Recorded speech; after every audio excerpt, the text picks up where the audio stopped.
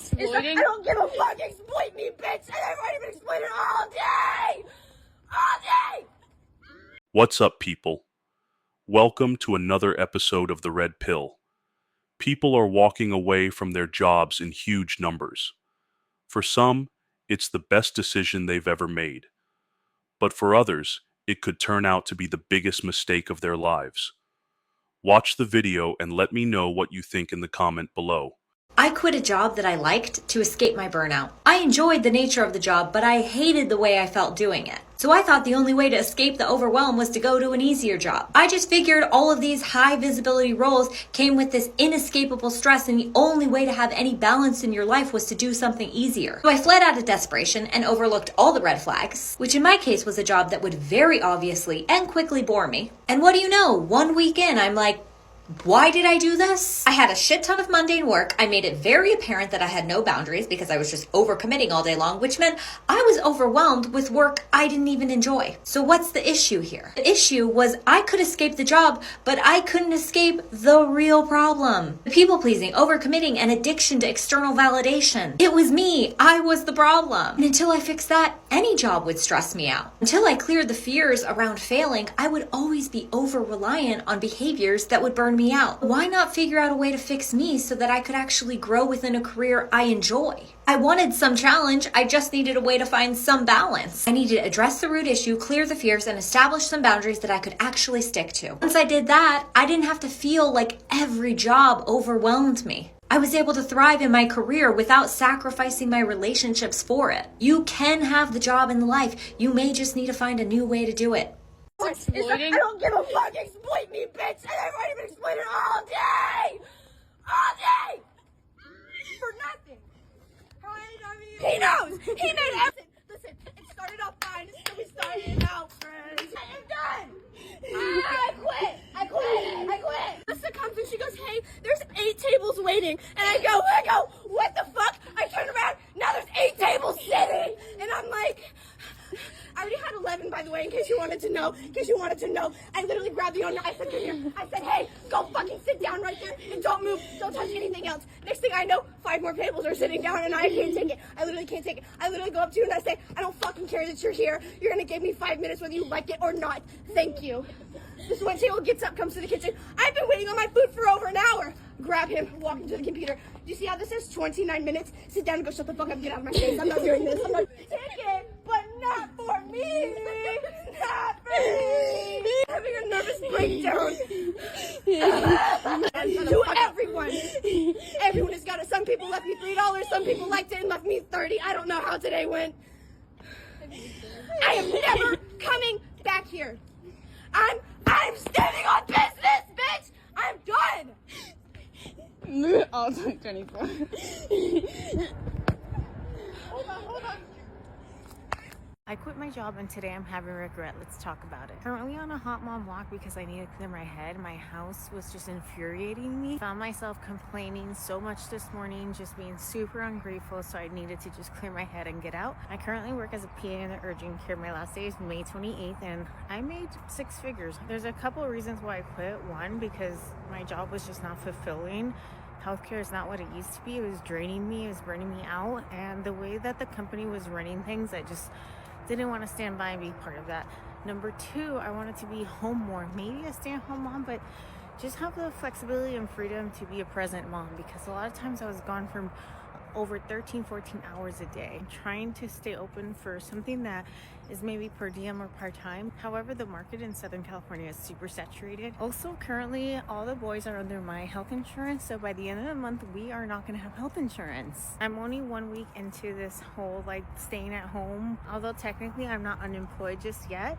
I have a lot of days off in May, and this stay-at-home training mom thing is getting real because I have more days at home. I'm feeling worthless. I'm feeling like I don't know what my purpose is. I was super excited to post a whole lot more on TikTok, and I feel like I've been trying to pump out content. I just don't know what the right content is because I just post what I think I want to see. I just post my normal everyday life, no crazy edits or anything like that. Maybe I need to up my Prozac, who knows.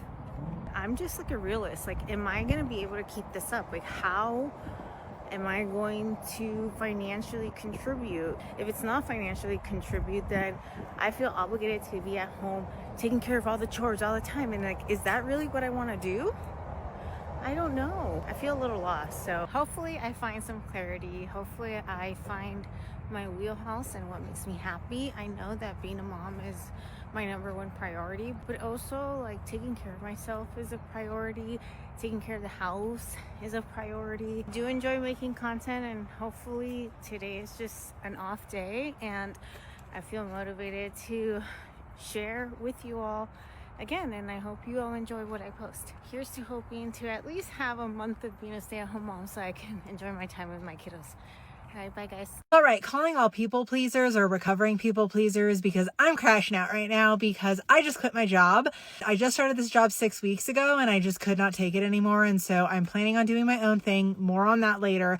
But I basically talked to my boss today, who honestly, I feel like kind of like bait and switched me. Like the interview process was very different from the experience, which kind of led to some of this. But ultimately, at the end of the day, I just want to live life on my own terms. But anyway, sorry if this is rambling, and I really appreciate you guys listening because I'm like freaking out right now. So basically, okay, I started this job 6 weeks ago. I decided it wasn't for me. It's an accounting job. We have an audit coming up. I told her that I was available for the next month to help out with things, but she wanted me to stay until September. I said that's not a possibility because I have other things lined up, aka the business that I'm starting and the things that I'm working on with other clients.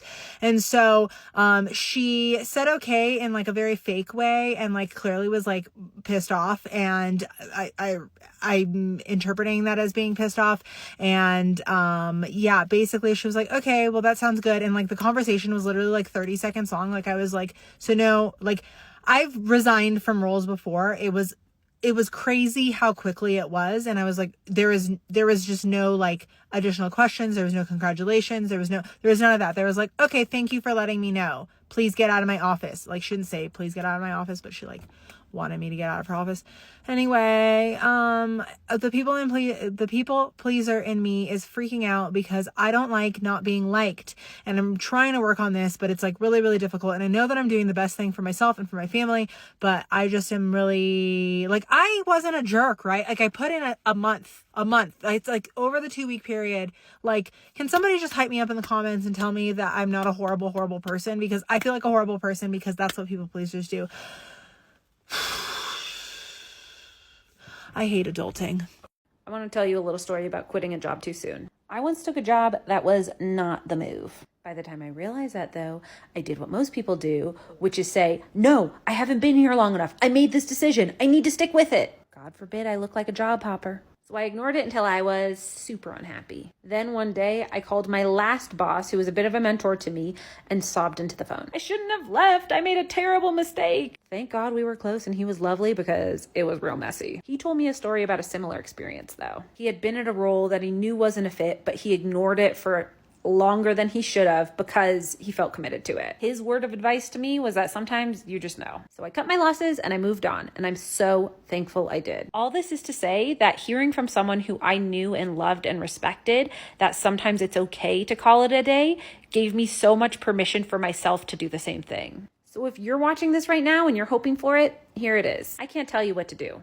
I don't know the right move in the situation you're in right now. All I can tell you is that you have to make the right call for yourself. But there are people out there like me who decide to leave too soon and it doesn't ruin their life. So hopefully at the very least that makes you feel a little better. And just because you failed at something, it never makes you a failure. Don't forget that. Good luck. I hope you figure out the right path forward for you. I'll be cheering you on from here. 2 reminders for those of you leaving a job and feeling really guilty about it. 1, overall, guilt is not a good reason to stay somewhere. You know that. And 2, you can absolutely appreciate something and choose to leave it. And I think you need to write this down or get this tattooed on your forehead, because I think people forget that. You may feel a lot of loyalty for a company that's done you right, but that doesn't mean you're necessarily required to stay forever. I imagine if the shoe were on the other foot, the business would look out for themselves, even the most well-intentioned family of a business. So maybe you need to look out for you too. And remember, that doesn't mean you're not appreciative. You can appreciate something and choose to move on from it. Those things are not mutually exclusive. So hopefully that helped some of you. Let me know in the comments which one resonated the most. Have you heard of the Great Regret? Yeah, a new survey shows almost 3/4 of employees who quit their jobs recently experienced either regret or surprise that their new position was different from what they thought it would be. At first, this surprised me. And then I realized the pandemic has really made people rethink their jobs and their well-being. It wouldn't surprise me if it takes people a few tries to find that right job fit. I think this is going to have huge effects on shorter job stays, on the war for talent, and companies doing things like strengthening their alumni programs. What do you think about this revolving door? Is it a good thing? Yo, let me know what you think in the comment. Like, share, subscribe, and see you in the next one.